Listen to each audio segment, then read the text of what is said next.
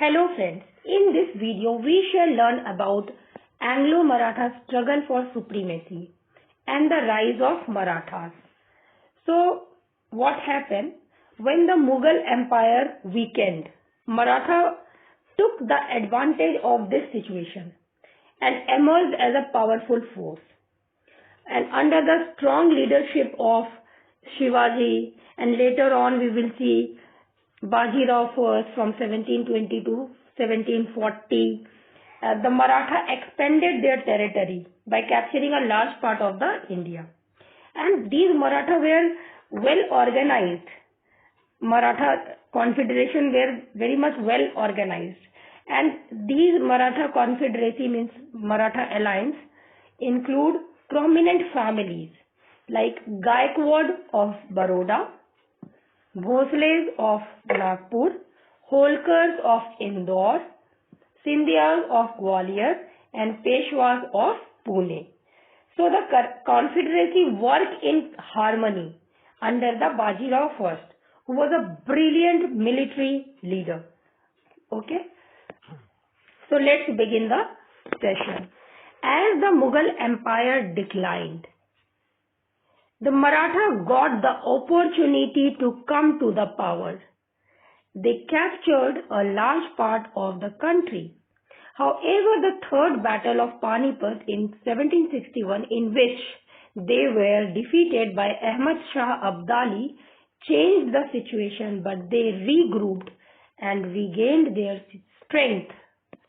So we all know what happened in the third battle of Panipat, that is in the year 1761. Maratha faced the Afghan ruler Ahmad Shah Abdali, who is also known as Ahmad Shah Durrani, in the third battle of Panipat. And Marathas were defeated due to the poor planning and lack of the supplies. And betrayal by some allies was also one of the reasons. So this defeat was a huge setback, and thousands of Marathas lost their lives and their power was severely weakened. So after the battle of Panipat, third battle of Panipat, the Maratha would regroup, and under a strong leadership of Madhav Rao first, who was the Peshwa from 1761 to 1772. So Madhav Rao worked hard to rebuild the Maratha confederacy.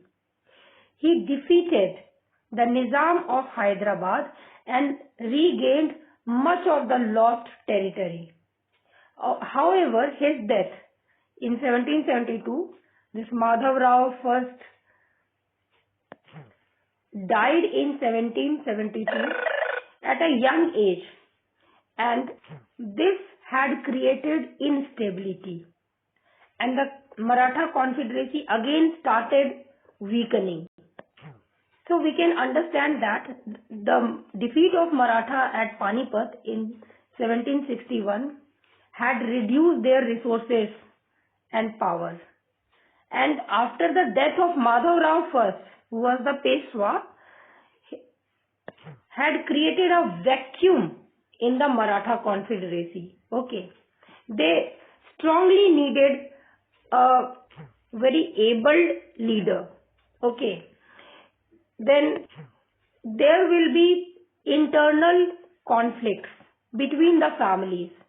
That is, the internal rivalry would begin between Holkars, Sindhyas, Gaikwad and Bhosle. They would started fighting among themselves. So this led the Britisher to interfere between them. And the British East India Company exploited this division to weaken the Maratha further, leading to their eventual defeat in Anglo Maratha War. Now next is Bajirao first, from 1720 to 40, introduced a confederacy of prominent Maratha chiefs to manage the rapidly growing Maratha power and to some extent to appease the Kshatriya class of Maratha led by the Senapati Dabodi. The Peshwa was a Brahmin. Now understand that who was this Baji Rao first. So Baji Rao first was Peshwa, and Peshwa meaning is Prime Minister. So he was the Prime Minister of Maratha Empire from 1720 to 1740. It was Baji Rao first only who introduced the Maratha Confederacy, a system where prominent Maratha chiefs had managed different regions of the empire. Okay. So Baji Rao first helped Maratha to expand more efficiently. Now the question arises that why did the Baji Rao first introduce the Maratha Confederacy? What was the need for him to introduce Maratha Confederacy? So there are two main reasons behind this, behind the introduction of the Maratha Confederacy. The first one is to manage the rapid growth. The Maratha Empire was growing very fast, and it was hard for one leader to control everything. The Confederacy allowed different chiefs to manage different areas. And the next one is to balance the power. So Baji Rao first was a Brahmin, and he wanted to keep Kshatriya. Kshatriya stands for the warrior class. Okay, he wanted the warrior class to remain happy. And for this, the leaders like Senapati in English we will call it as commander. So the leaders like commander or Senapati Dagudi represent the Kshatriyas. And this is how, by giving an important position to the Kshatriya, he would maintain unity in his empire. Okay. And Peshwa was Brahmin. Okay, he was Brahmin, and he would appoint the Kshatriya as Senapati or commander in his empire. This is how he would unite the Kshatriya class and the Brahmin class in one frame. And Maratha alliance included the leaders from the powerful families: Holkars of Indore, Scindias of Gwalior, Gaikwad of Baroda, and Bhosle of Nagpur. And all these chiefs ruled in their region, but worked together under the Peshwa. So this means that Peshwa was the central leader, but the chief controlled their territories and army. So for example, if the empire faced any common enemy, all the chiefs would unite together to fight against the enemy. This is how the Maratha Confederacy remained united and were very much powerful. So the Peshwa was the head of the Maratha Empire, and the Maratha chief worked under the Peshwa. Under this system of Maratha Confederacy, each prominent family was given an area of influence under a chief, who after winning had to rule in the name of the Maratha king Shahu. So Maratha Confederacy was a system where the empire was divided into small regions, and each region was managed by prominent Maratha family or Maratha chiefs. And each prominent family like Holkar, Scindia, Gaikwad, Bhosles was given a specific area of influence to manage, and these chiefs ruled their region after winning the battle, but always ruled in the name of the Maratha king, who was the symbolic head of the empire. The king at that time was Maharaja King Sahu or Sahu Maharaj. So Sahu Maharaj was the symbol of unity. So the king acted as unifying figure. even though the real power was with the Peshwa and the chiefs. And by ruling in the king's name, the chiefs showed loyalty to the Maratha Empire. So we have understood that Maratha Confederacy was divided into regions among the chiefs like Holkar, Sindhia, Gaikwad and Bhosle, and all of them ruled in the King Sahu's name.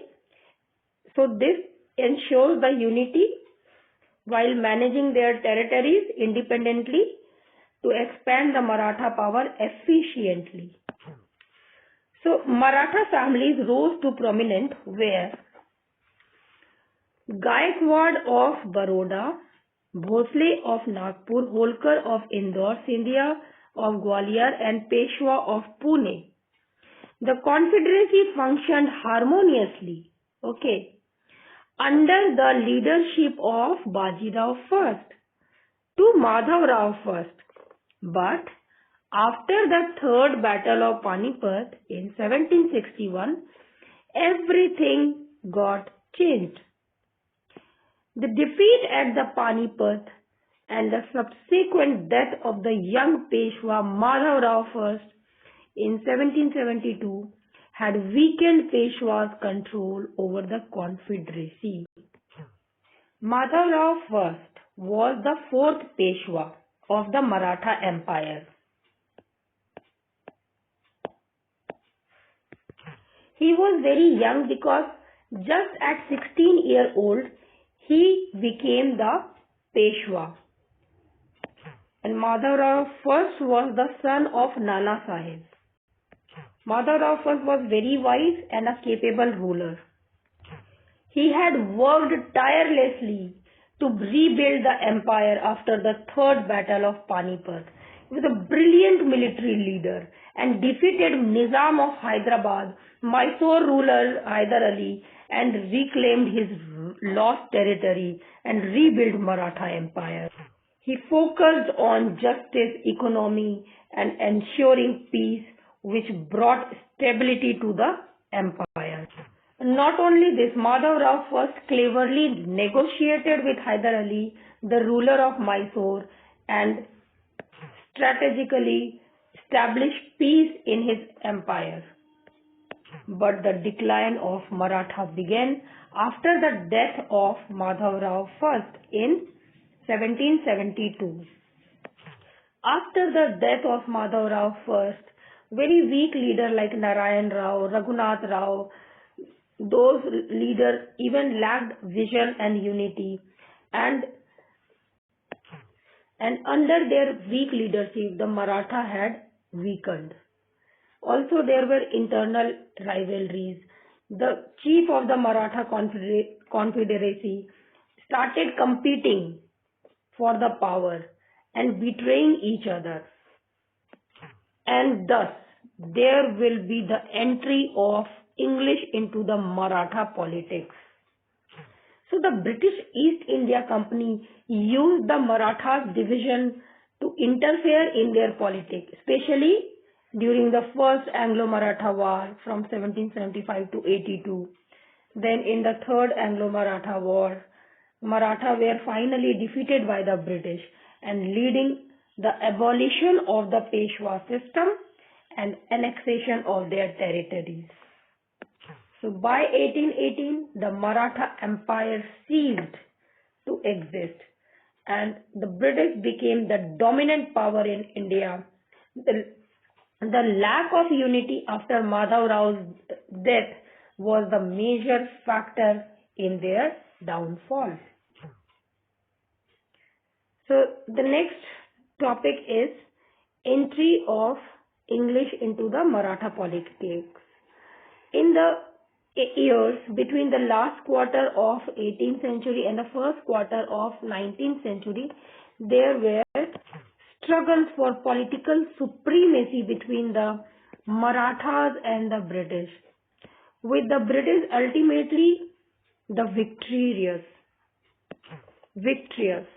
The reason for these conflicts was excessive ambitions of the British and the divided family of the Maratha. So how did the English entered into Maratha politics? What happened between the last quarter of 18th century and the first quarter of the 19th century? The British East India Company slowly became involved in the Maratha politics, and this marked the beginning of their dominance in India. So there were three key struggles during this period where the British played crucial role. The first Anglo Maratha War, the second Anglo Maratha War, and the third Anglo Maratha War. Okay. Now understand the thing that what was the reason behind the first Anglo Maratha War from 1775 to 1782. The Marathas were divided after the death of the Madhavrao first, and two rival persons emerged. One led by the Raghunath Rao, and who is also known as Raghoba. Raghunath Rao was supported by the Britishers, and the other was the Maratha Peshwa, who is Narayan Rao. Now this British East India Company took the side of Raghoba to instill him as Peshwa for his own benefit. But the Marathas under Mahatji Shinde, that is Scindia, would resist this. As a result, there will be first Anglo-Maratha War, and the war ended with the Treaty of Salbai in 1782, which restored peace, but the British gained influence in Maratha politics by securing favorable terms and alliances. Okay, so this was the story. So the British in Bombay wanted to establish a government on the line of the arrangement made by the Clive in Bengal, Bihar and Odisha. So it was a long-awaited opportunity for British when differences over succession divided the Marathas. So British would grab this opportunity when there were differences over the succession, Raghoba and Narayan Rao. So Britishers grabbed this opportunity to interfere and gain over the Maratha politics. Now the division in the Maratha Empire made it very easier for the British to step in and take control. They took the side of and held the Raghoba over the Peshwa. Okay. So we can say the British in Bombay used the Maratha division to their advantage by supporting one faction over the other and using their successful system of indirect rule like Clive did in Bengal. They could gain power and expand their control in India. So this was a critical turning point in the British conquest of India. First Anglo-Maratha War led from 1775 to 82. Okay. So we have to understand that who was Narayan Rao.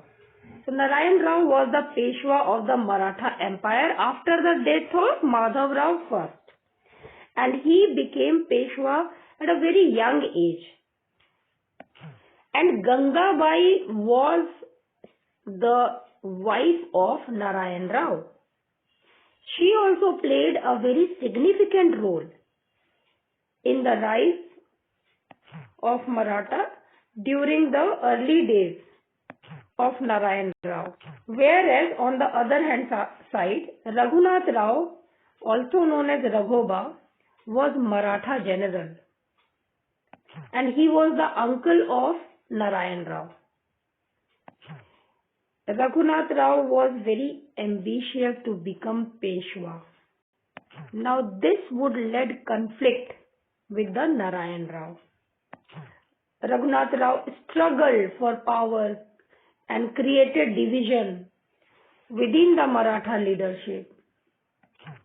So this Peshwa Madhavrao first had worked to strengthen the Maratha Empire, but soon after his death, internal conflicts within the Maratha leadership had weakened the Maratha Empire. So Marathas were divided, and this made it difficult for them to face the external threats like Mysore Kingdom, British, and Savai Madhavrao was the son of the Madhavrao first. He became Peshwa after the death of Narayan Rao. And the thing was that Maratha was already dealing with the internal conflict during the first Anglo-Mysore war, and this had made it difficult for them to deal with the first Anglo-Mysore war. The Maratha internal conflict, the Hyder Ali invasion, and the British interference all had together weakened the Maratha Empire. After Madhav Rao's death in 1772, his brother Narayan Rao succeeded him as the fifth Peshwa. However, Narayan Rao's uncle Raghunath Rao murdered his nephew and declared himself the next Peshwa. Although he was not a legal heir, Narayan Rao's widow Gangabai gave birth to a son after her husband's death. The newborn baby was named as Savai Madhav Rao, and he was legally the next Peshwa. So Madhav Rao first died in 1772. His younger brother Narayan Rao became new Peshwa, or the leader of the Maratha Empire, and he was the fifth Peshwa. Now, what did Raghunath Rao do after Narayan Rao became the Peshwa? Raghunath Rao also, he was known as Raghoba, that we have discussed, and he was uncle of Narayan Rao. So he did not accept Narayan Rao as the Peshwa. Now Raghunath Rao murdered his nephew Narayan Rao and declared himself as the next Peshwa. However, the Raghunath Rao was not a legal heir to the Peshwa position, but he was ambitious and he wanted to be the next Peshwa. After Raghunath Rao died, his widow Gangabai gave birth to a son, and his son was named as Savai Madhav Rao. And Savai Madhav Rao was legally the next Peshwa because after the Narayan Rao's death, his widow Gangabai gave birth to a son named Savai Madhav Rao. And Savai Madhav Rao was legally the next Peshwa because he was the son of Narayan Rao. But Narayan Rao was killed by Raghunath Rao, his uncle, and Savai Madhav Rao was considered as the legal heir because he was the son of Narayan Rao. So Savai Madhav Rao was the legal next Peshwa. Next is the Treaty of Surat and Purandar. Actually, Raghunath Rao had murdered Narayan Rao in 1773, hoping to become the next Peshwa. Also, he had declared himself as the next Peshwa, but the people of Maratha did not accept him as the legitimate Peshwa. So, son of Narayan Rao and Gangabai become the next rightful Peshwa. So this is how the first Anglo-Maratha war ended. Unwillingly to give up his position in power, Raghunath Rao sought help from the British in Bombay and signed the Treaty of Surat in 1775. Under the treaty, Raghunath Rao ceded the areas of Salsette and Bassein to the English along with the portion of revenues of Surat and Bharuch district. In return, the British were to provide 2,500 soldiers to the Raghunath Rao. On the other hand, the British Calcutta Council sent Colonel Upton to Pune to abrogate the Treaty of Surat in 1775 and conclude a new treaty, that is, the Treaty of Purandar in 1776, in which the Regency re-announced Raghunath and promised him a pension. So ultimately, Raghunath Rao was promised to get a pension, and in 1777, Nana Fadnavis violated his treaty with the Calcutta Council by ceding a port on the west coast to French. The British retaliated by sending an army towards Pune. So Raghunath Rao was not willing to give up his position and power, of Peshwa. So what happened? He would seek the help of the Britishers in Bombay, and out of greed he will sign the Treaty of Surat in 1775. Under this treaty, he would agree to cede the areas Salsette, Bassein to the English, and along with a portion of the revenues of Surat and Bharuch. So Surat, Bharuch and Salsette and Bassein were handed over to the British, and British in return would give or provide 2,500 soldiers to Raghunath Rao for protection, and so that he can continue his Peshwa position. But on the other hand, the British in Kolkata Council had sent Colonel Upton to Pune to abrogate the Treaty of Surat. So this Treaty of Surat was not acceptable by the Britishers in Kolkata Council. So the British in Kolkata Council sent Colonel Upton to re-sign the Treaty of Purandar and dismiss the Treaty of Surat. So under the Treaty of Purandar in 1776, the Regency re-announced the Raghunath and promised him a pension. So Regency would re-announce Raghunath Rao and promised him a pension. So he would be given pension by the Britishers. And in 1777, Nana Fadnavis violated his treaty with the Calcutta Council by ceding a port on the west coast to the French. The British retaliated by sending him army towards Pune. So Nana Fadnavis would give one of the port on the west coast to the French, and this would not be liked by the Britishers, so they would send their army towards the Pune.